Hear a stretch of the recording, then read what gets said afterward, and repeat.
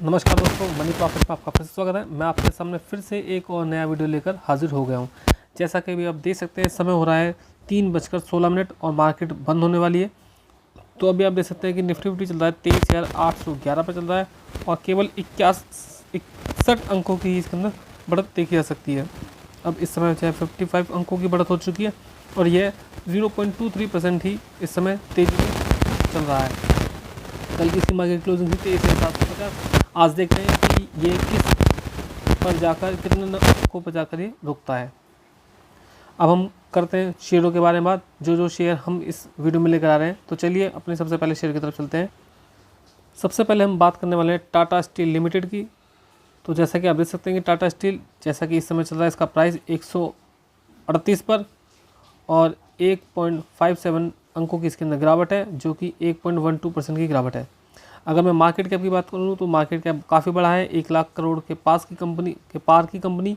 इसका अगर मैं पीई बताऊँ तो पीई इसका चल रहा है 59 का और इसका प्रीवियस क्लोज 140 का है। कंपनी को आप देख सकते हैं कि इसका जो उसका 52वीं हाई था 184 था और अपने 52वीं हाई से काफ़ी नीचे इस समय कंपनी आ चुकी है। अगर बात करें पी का तो उसको 11.022 दिखाई दे रहा है। प्राइस टू बुक वैल्यू इसकी 1.25 दिखाई दे रही है। नेट इंटरेस्ट इनकम दिखाई दे रही है इसकी 8,094 करोड़ की। तो नेट प्रॉफिट इसका 67.26% दिखा रहा है, जो कि डिक्रीज़ हो गया है और डिक्रीज़ होने के बाद ये बना है। टाटा स्टील का आरओई चल रहा है 3.53 का चल रहा है और रिटर्न ऑन कैपिटल एम्प्लॉयड यानी कि आरओसी चल रहा है 7.60 का चल रहा है और डिविडेंड भी कंपनी देती है। डिविडेंड 2.57% का डिविडेंड देती है अपने निवेशकों को। आईसीआईसीआई सिक्योरिटी के द्वारा इसको जो है 167 रुपये का टारगेट दिया गया है। वहीं एक्सिस सिक्योरिटीज़ को 197% का टारगेट दिया गया है। इसके बाद हम अगले शेयर के बारे में बात करेंगे।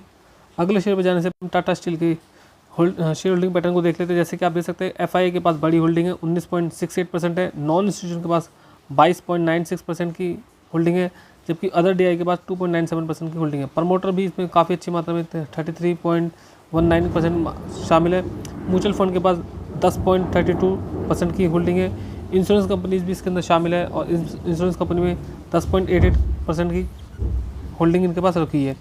अगर मैं बात करूँ, highest public share holder life insurance corporation of India है और म्यूचुअल फंड में देखो आप देख सकते हैं 10.32% की होल्डिंग है। एफआईआई ने अपनी होल्डिंग को बढ़ाया 0.07% की दर से बढ़ाया। म्यूचुअल फंड ने भी अपनी होल्डिंग को बढ़ाया 0.22% की दर से और वहीं मैं बात करूँ नॉन इंस्टीट्यूशन भी अपनी होल्डिंग को 0.10% की दर से बढ़ाया है। इसके बाद एक और चहेती कंपनी लोगों की CDSL के बारे में बात करते हैं। तो CDSL जैसा कि आप देख सकते हैं 780 रुपये का समय इसमें प्राइस चल रहा है और आज के दिन इसमें 1.44% की गिरावट देखी जा सकती है, जो कि 26 अंकों की गिरावट है। अगर मैं शेयर होल्डिंग पैटर्न की बात करूँ CDSL में, तो आप देख सकते हैं कि ये शेयर होल्डिंग पैटर्न है। नॉन इंस्टीट्यूशन के पास 49.66% की जो है होल्डिंग है, जबकि प्रमोटर के पास 15% की होल्डिंग है और एफआईआई के पास देखें तो 13.7% की होल्डिंग है। इंश्योरेंस का कंपनीज भी इसके अंदर शामिल है 7.74% की तरह से। म्यूचुअल भी 13.36% होल्डिंग करे हुए है। अगर मैं बात करूँ तो अदर डीआई ने जो है अपने माल को इसमें बढ़ाया है, जबकि एफआईआई ने जो है 0.33% की दर से घटाया है। म्यूचुअल फंड ने भी अपने माल को घटाया 2.49% की दर से घटाया है। वहीं इंश्योरेंस कंपनी उन्होंने भी अपने माल को थोड़ा सा कम किया है, 0.16% की दर से कम किया है। अगर हम इसके प्रॉफिट की बात करें तो इसने 3 साल में 194% का प्रॉफिट दिया और 1 साल में इसने 92.65% की तरह से प्रॉफिट दिया। 5 साल में देख सकते हैं आपने इसने अच्छा खासा प्रॉफिट अपने निवेश को दिया, 1496% का प्रॉफिट बनाकर दिया है। शेयर अभी फिलहाल अपने जो है 100, 50 और 200 दिन के डीएमए से जो है ऊपर चल रहा है। बाकी 5 दिन और 20 दिन और 10 दिन के डीएमए से ये इस समय नीचे चल रहा है। शेयर की क्वालिटी गुड बताई जा रही है, मैनेजमेंट रिस्क भी अच्छा है, ग्रोथ भी अच्छी है और कैपिटल स्ट्रक्चर भी अच्छा है। 640 जो है कंपनीज है एनबीएफसी सेक्टर की और उन 640 कंपनियों में ये 29वें नंबर पर कंपनी आती है। रिटर्न की बात करें तो अब जैसा देख सकते हैं इसने नेट सेल किया है 55.45% की दर से नेट सेल को बढ़ाया था और जो ऑपरेटिंग प्रॉफिट था उसमें भी काफ़ी अच्छी खासी बढ़त देखी है और ये 54.45% की दर से नेट ऑपरेटिंग प्रॉफिट बढ़ा। इंटरेस्ट में भी वृद्धि हुई और इसका जो कंसोलिडेटेड नेट प्रॉफिट है वो 48.86% की दर से बढ़ा। तो अच्छा खासा इसका जो है क्वार्टरली रिजल्ट रहा। CDSL को अब आप देख सकते हैं कि चार्ट पैटर्न पर देख सकते हैं कि किस प्रकार से CDSL में लगातार पिछले 4-5 दिनों से जो है गिरावट देखी चली है। गिरावट और कुछ नहीं, प्रॉफिट बुकिंग हो सकती है और कोई इसका कोई कारण नहीं है। अभी आप देखो ये गिरता हुआ जो है इस समय 48.97% के RSI से नीचे आ चुका है। अब इसमें जो है जैसे ही जो है ये लगभग 45 या 40 के आसपास पहुँचेगा, वैसे ही हमें इसके अंदर जो है थोड़ी सी जो है हलचल देखने को मिल सकती है। अगर ये ज़्यादा नीचे आता तो आपको देख सकते हैं कि इसका जो रेजिस्टेंस पॉइंट बनता है वो ये वाला रेजिस्टेंस बनता है और ये जो है 1600 के आसपास का रेजिस्टेंस इसका बना हुआ है। यहीं पर जो है अगर ये ज़्यादा नीचे आता है, इसमें लगातार प्रॉफिट बुकिंग चलती है, तो 1600 के बाद आकर ये जो है रेजिस्टेंस लेगा और हो सकता है या सपोर्ट लेगा और हो सकता है कि जो है आपको फिर आने वाले समय में दोबारा इसमें जो है कुछ हलचल दिखाने को मिल जाए। इसके बाद हम बात करते हैं BSE लिमिटेड की। BSE लिमिटेड जैसे कि सभी जानते हैं, इस शेयर ने जो है अपने निवेशकों को बहुत अच्छा पैसा बनाकर दिया है। फिलहाल इसका जो प्राइस चल रहा है 5284 का चल रहा है। ये प्राइस है इस समय 5837 से लगातार कंटिन्यू जो है करेक्ट होता हुआ इस समय जो है 5283 पर ट्रेड कर रहा है शेयर। कम अगर शेयर की मैं मार्केट कैप देखो तो मार्केट कैप 72,000 करोड़ की इस समय हो चुकी है और पी इसका जो है महंगा हो चुका है, 88 का इसमें पी चल रहा है। अगर मैं डिविडेंड की बात करूँ तो कंपनी डिविडेंड भी देती है और ये डिविडेंड 0.38% का डिविडेंड कंपनी अपने निवेशकों को देती है। अगर मैं इसके रिटर्न की बात करूँ तो रिटर्न किस प्रकार से इसने दिया, तो 1 साल का रिटर्न अगर मैं देखता हूँ तो इसमें जो है 1 साल का रिटर्न इसने काफ़ी अच्छा बना के अपने निवेशकों को बना के दिया, जो कि 133% होता है। और 1 साल में कोई कंपनी अगर आपका पैसा डबल कर दे तो वो कंपनी बहुत अच्छी मानी जा सकती है। आप इसका जो है चार्ट देख सकते हैं किस प्रकार से ऊपर से नीचे से ऊपर की तरफ भगता हुआ नजर आ रहा है। अगर मैं 5 साल में अगर रिटर्न की बात करूँ तो 5 साल में इसने बहुत अच्छा रिटर्न अपने निवेशकों को बना के दिया। 5 साल का आप रिटर्न देख सकते हैं कि इसने जो है 3165 का रिटर्न बना के दिया, यानी कि कह सकते हैं 1 लाख की जो राशि है इसने जो 5 साल में उसको 31 लाख रुपये बढ़ा दिया है। कंपनी के अंदर आप देख सकते हैं लॉन्ग टर्म के हिसाब से कंपनी बहुत अच्छी तरह से फिट बैठ रही है, क्योंकि कंपनी ने लॉन्ग टर्म में अपने निवेश को बनाकर 13 गुना राशि कर दी, तो इस हिसाब से कंपनी जो है लॉन्ग टर्म के हिसाब से बहुत अच्छी कंपनी साबित हो सकती है। अगर मैं बात करूँ तो उसके ऑपरेटिंग प्रॉफिट की जैसे कि देख सकते हैं हाईएस्ट 842 का रहा है। नेट सेल इसकी जो है 813 करोड़ की रही है। अगर 3 साल के रिटर्न की बात करें तो 3 साल में भी इसने जो है काफ़ी अच्छा अपना रिटर्न बना के दिया। 3 साल में से 3 गुना राशि अपने निवेशकों की कर दी है। अगर मैं इंडस्ट्री का पी की बात करूँ तो इंडस्ट्री का पी जो है 22 का चल रहा है, जबकि इसका पी 88 या 89 के आसपास का चल रहा है। मार्केट कैप जैसा कि मैं आपको बता चुका था 72,000 करोड़ से ऊपर की समय इसकी मार्केट कैप है। शेयर टेक्निकली बुलिश दिख रहा है, जैसे कि आप देखते हैं कि MACD में अगर मंथली और वीकली देखें तो बुलिश दिखा रहा है। RSI लेवल पर थोड़ा बेयरसी दिखा रहा है। बाकी बॉलिंजर बैंड पे भी बुलिश है, मूविंग एवरेज पे भी बुलिश दिखा रहा है, तो KST पे भी बुलिश दिखा रहा है, तो दो थ्योरी पे भी बुलिश दिखा रहा है और ये बुलिश जो है वीकली और मंथली बेस दोनों पे दिखा रहा है। कंपनी के शेयर की बात करें तो ये केवल जो है अपने 5 दिन के DMA से नीचे चल रहा है, बाकी जो है 20 दिन 50 दिन 100 दिन और 200 दिन के DMA से काफ़ी ऊपर समय चल रहा है। कंपनी को क्वालिटी वाइज देखें तो क्वालिटी वाइज भी बहुत अच्छी कंपनी बता रही है। मैनेजमेंट रिस्क भी अच्छी बता रहा है, ग्रोथ भी सही बता रहा है, कैपिटल स्ट्रक्चर सही बता रहा है। ये भी कंपनी जो है NBFC से रिलेटेड है और 640 कंपनियों में से जो है 19वें नंबर पर ये कंपनी आती है। अगर हम इसके जो है शेयर होल्डिंग पैटर्न की बात करें तो आप देख सकते हैं कि FI ने अपनी होल्डिंग को बढ़ाया और ये 2.49% बढ़ाया और FI के पास जो होल्डिंग है 16.88% की हो चुकी है। वहीं म्यूचुअल फंड के पास ये 10.82% की होल्डिंग है।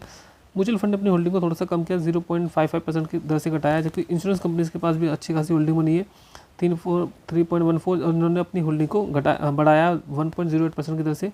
अगर मैं बात करूँ नॉन इंस्टीट्यूशन के पास सबसे बड़ी ज़्यादा होल्डिंग है और ये 7.97% है। अगर हाईएस्ट पब्लिक शेयर होल्डर की मैं बात करूँ तो सिद्धार्थ बालचंद्रन जो है इसमें जो है हाईएस्ट पब्लिक शेयर होल्डर है और इंडिविजुअल इन्वेस्टर्स में होल्डिंग 51.09% की है। अगला शेयर जो आ रहा है वो है जियो फाइनेंस। जैसा कि आप देख सकते हैं 305 पर समय ट्रेडिंग कर रहा है, 0.20% की इसमें गिरावट है और ये गिरावट 0.07% की गिरावट है। वैल्यूएशन वाइज देख अगर मैं इसको देखना चाहूँ तो वैल्यूएशन वेरी एक्सपेंसिव दिखा रहा है। पी रेशियोज़ का 120 का चल रहा है, पैग रेशियो में 0.0 का दिखा रहा है, ROC में 1.16% का दिखा रहा है और ROE इसका 1.17% का ROC दिखा रहा है। EV to EBITDA में 1.291% की दिखा रहा है। अब किसी भी शेयर में जो शेयर होल्डिंग पैटर्न है उसका बड़ा महत्व होता है, तो उस हिसाब से हम देख सकते हैं कि जो FII के पास है होल्डिंग अच्छी खासी है, 16.88% है, जो 0.67% की दर से उन्होंने घटाई है। पहले इनकी होल्डिंग 17.55% की हुआ करती थी। म्यूचुअल फंड ने 4.17% की दर से जो है अपनी होल्डिंग रखी है और इन्होंने अपनी होल्डिंग को बढ़ाया 0.13% की दर से, जो कि पहले 4.04% हुआ करती थी। इंश्योरेंस कंपनी उन्होंने भी अपनी होल्डिंग को घटाया, तो उन्होंने जो घटाया 0.52%, यानी बहुत ही कम मामले में बहुत ही कम इन्होंने अपनी होल्डिंग को घटाया। इस समय इनकी होल्डिंग 6.65% है। अगर मैं बात करूँ नॉन इंस्टीट्यूशन की होल्डिंग, तो नॉन इंस्टीट्यूशन की होल्डिंग जो है होल्डिंग 24.42% है। और इस समय सबसे ज़्यादा होल्डिंग जो है पब्लिक होल्डिंग में देखा जाए तो life insurance corporation of India बनी है, यानी कि LIC के पास सबसे ज़्यादा इसमें होल्डिंग बनी है। प्रमोटर के पास भी होल्डिंग जो है अच्छी खासी बनी है, 47.12% की प्रमोटर के पास होल्डिंग है। अगर इसके 52वीं की बात करते हैं तो 52वीं खाई देख सकते हैं, इसका 394 का 52वीं खाई है और यहाँ से शेयर काफ़ी नीचे इस समय आ चुका है, 305 पर आ चुका है। अगर 52वीं किलो की बात करूँ तो 231 का 52वीं किलो है। और अगर मार्केट कैप की बात करूँ तो एक लार्ज कैप कंपनी 1,94,000 करोड़ की इस समय कंपनी हो चुकी है। पी मैंने आपको बताया 120 का समय चल रहा है, इंडस्ट्री का पी जबकि 22 का चल रहा है, तो इंडस्ट्री के पी के मुकाबले इस समय जो काफ़ी महंगी इस समय कंपनी चल रही है। क्वार्टरली रिजल्ट जो है इसने नेट प्रॉफिट को जो दिया था उसमें दिया 689 करोड़ का जो है क्वार्टरली का रिजल्ट दिया था, करोड़ में प्रॉफिट में था। और टेक्निकली देखा तो जो शेयर जो इस समय 5 दिन 20 दिन 50 दिन 100 दिन और 200 दिन के डीएमए से इस समय नीचे चल रहा है। और जो एंजल वन ने इसको जो है टारगेट प्राइस रखा 355 का, जबकि रेलिगेयर ब्रोकिंग ने देखा 342 का। इसके बाद हम एक और शेयर के बारे में बात करें जिसका नाम है येस बैंक के बारे में देख सकते हैं। तो येस बैंक इस समय 19.83 पर चल रहा है और इसमें आज जो बढ़त देखी गई 0.15% की ही बढ़त देखी गई और ये बढ़त जो है 0.03 पैसे की बढ़त थी। अगर मैं बात करूँ तो इसका मार्केट कैप जो है 62,000 करोड़ का है और पी इसका जो 33 का चल रहा है। इसका 52वीं खाई है 32.85 का। और अगर मैं इसके प्रॉफिट की बात करूँ, इसने प्रॉफिट क्या बना के दिया एक साल के अंदर, तो एक साल में नेगेटिव रिटर्न दिया और वो 5.35% का नेगेटिव रिटर्न बना के दिया। 5 साल के बताए तो 5 साल में भी इसने 58.69% का नेगेटिव रिटर्न ही अपने निवेशकों को बना के दिया, यानी कि निवेशकों को जो है अभी तक इस कंपनी ने क्या करा, निराश ही कराए। अब हम एक ऐसी कंपनी के बारे में बात करने जा रहे हैं जिसने अपने निवेशकों को बहुत अच्छा रिटर्न बना के दिया पिछले 5 सालों में। कंपनी का नाम है IRFC। जैसा कि अभी आप देख सकते हैं इसका जो प्राइस चल रहा है 146 का चल रहा है और आज इसने जो है नेगेटिव रिटर्न दिया, नेगेटिव रिटर्न 0.84 का ही था और ये रिटर्न परसेंटेज के हिसाब से देखा तो 0.57% का नेगेटिव रिटर्न रहा। कंपनी के मार्केट कैप की बात करें तो कंपनी का मार्केट कैप 1,92,000 करोड़ का है, पी इसका जो है 29 का चल रहा है। और 52वीं खाई की अगर बात करें तो 229 का, तो अपने 52वीं खाई से काफ़ी नीचे इस समय कंपनी मौजूद है। 96 का इसका जो 52वीं किलो है। कंपनी डिविडेंड भी अपने निवेश को देती है और ये डिविडेंड 1.02% का डिविडेंड देती है। साथ ही अगर मैं बात करूँ इसका जो है रिटर्न के बारे में, तो एक साल का रिटर्न अगर मैं देखता हूँ तो 51% का रिटर्न इसने अपने निवेशकों को बना के दिया। अगर 5 साल की मैं बात करें तो 5 साल में अच्छा खासा रिटर्न अपने निवेशकों को बना के दिया और 5 साल का जो रिटर्न है ये रिटर्न जो है 488% का रिटर्न, लगभग कह सकते हैं 500% का रिटर्न अपने निवेशकों को बना के दिया है। इसने 5 सालों में अपने निवेशों की राशि को 1 लाख की राशि को इसने 5 लाख में तब्दील कर दिया है। IRFC के लिए एक बड़ी न्यूज़ भी आई है कि IRFC ने जो है 2,840 रुपये करोड़ ये जो है इसने मार्केट से उठाए हैं और मार्केट से उठाने के लिए इसने 10 साल के बॉन्ड साइन किए हैं और 7.15% की इंटरेस्ट रेट से ये उठाए हैं इसने। सभी को पता है कि आने वाला समय जो है बजट का है और बजट के समय में कंपनी के शेयर में हमें कुछ हलचल देखने को मिल सकती है, क्योंकि जो गवर्नमेंट है उनका जो है भारतीय रेलवे पर बहुत बड़ा फोकस बना हुआ है और एलोकेशन भी वैसे भी 2 लाख करोड़ का जो है एलोकेशन किया जा चुका है। तो आने वाले समय में हम इसके शेयर में जो है कुछ देख सकते हैं, हलचल देखने को मिल सकती है आसानी से।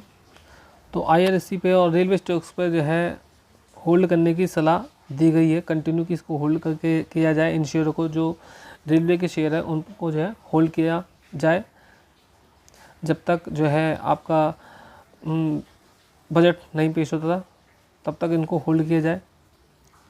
और आज एक और शेयर मैगज़ॉन डॉक शिपबिल्डर लिमिटेड, जैसा कि अभी आप देख सकते हैं इसका प्राइस इस समय 2,312 पर इसने क्लोजिंग दी है, क्योंकि ये शेयर अभी कल तक जो है 4,000 से ऊपर ट्रेड कर रहा था, लेकिन आज ये 2,312 पर ट्रेड कर रहा है, क्योंकि इस शेयर ने स्प्लिट दिया है और स्प्लिट दिया है जिसके पास एक शेयर था उसको 2 शेयर दिए गए हैं, इसीलिए इसका प्राइस क्या हो गया, आधा हो गया। और आधा होने की वजह से इसका जो पी है आप देख सकते हैं 18 का पहुंच गया है।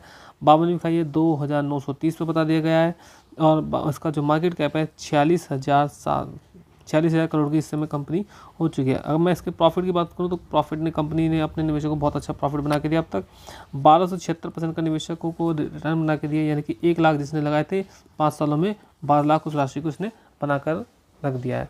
तो आशा करता हूँ आपको वीडियो पसंद आएगा। प्लीज़ चैनल को जरूर सब्सक्राइब कीजिएगा, वीडियो को जरूर लाइक कीजिएगा। जितने भी शेयर मैंने आपको इस वीडियो के अंदर दिखाए हैं, मेरा ऐसा बिल्कुल भी मानना नहीं है कि आप इन शेयरों में इन्वेस्ट कीजिए। केवल और केवल अगर आप इन्वेस्ट करना चाहते हैं तो अपने आर्थिक सलाहकार से बात कीजिएगा और तभी जो है इनमें इन्वेस्ट कीजिएगा। ये वीडियो मैंने केवल और केवल एजुकेशनल पर्पज़ से बनाया है, मैं सेबी से रजिस्टर्ड नहीं हूँ। धन्यवाद, आपने बहुत लंबा समय इस वीडियो को दिया।